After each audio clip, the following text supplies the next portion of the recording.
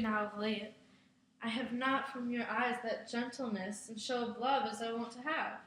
You bear too stubborn and too strange a hand over your friend that loves you.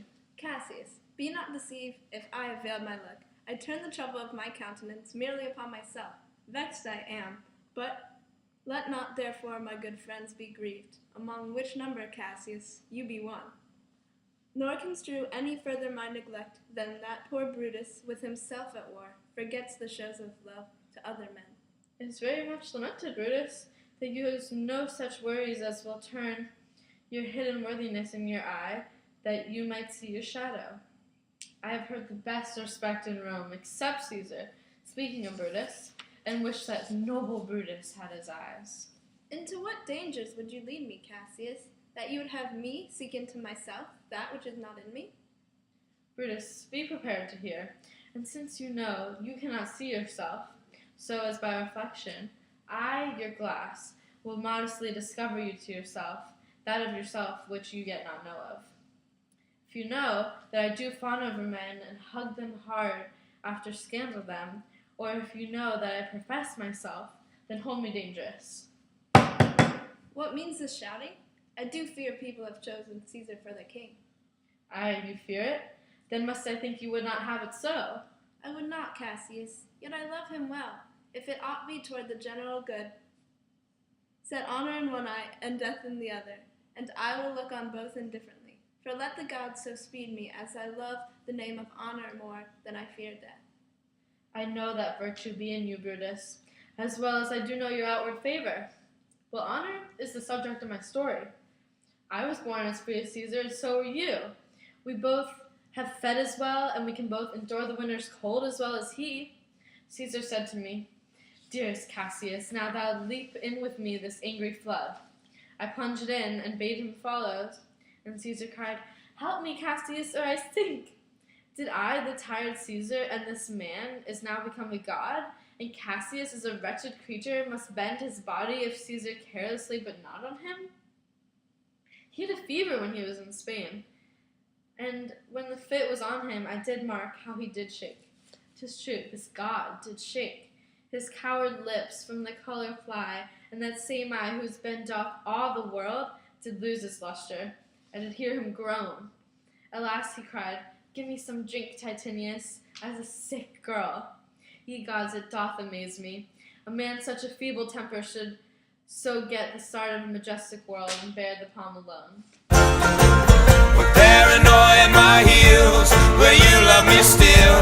When we awaken, you find that the sanity is gone from my eyes.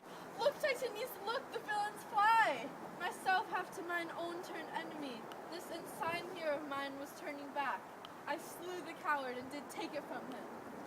O Cassius, Brutus gave the word too early, who having some advantage on Octavius, took it too eagerly. His soldiers fell the spoil, whilst we by Antony are all enclosed. Mark Antony is in your tents, my lord. Fly, therefore, noble Cassius, fly for all. Ah, look, Titinius, look, are those my tents? They are, my lord. Titinius, if thou lovest me, mount thou my horse and hide thy spurs in him, till he have brought thee up to yonder troops. And here again, that I may rest assured, whether yon troops are friend or enemy. I will be here again, even with the thought.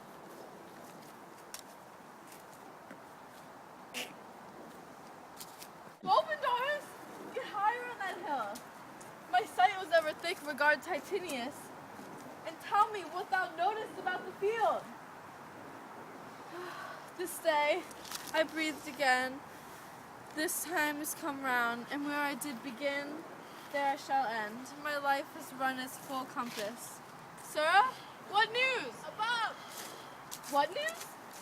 Above, with horsemen that make him to him on the spur. Yet he spurs on. Now they are almost on him. Now, Titinius, now some light. Oh, he likes to. He's taken. And hark, they shout for joy. Come down, behold no more. O coward that I am to live so long, to see my best friend taken before my face. In Partha I did take thee prisoner, and then I swore thee, saving thy life, that whatsoever I did bid thee do, thou shalt attempt it. Come now, keep thine oath, now be a freed man. And with this good sword that ran through Caesar's bowels, search this bosom. Stay not to answer, here, take thou the hilts. And when my face is covered, as 'tis now, guide thou the sword. Die, Caesar, thou art revenged, even with the sword that killed thee.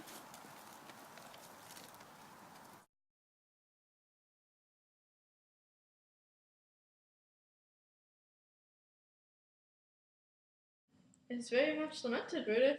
Cassius. Cassius. Cassius. What news? About with horsemen that make him on the spur. Yet he spurs on. They're almost on him. Now Titinius. Now Cassius, you be one. It is very lamented, Brutus. Go any further, my looking than the fat Brutus with himself. Shut up! How about this sword?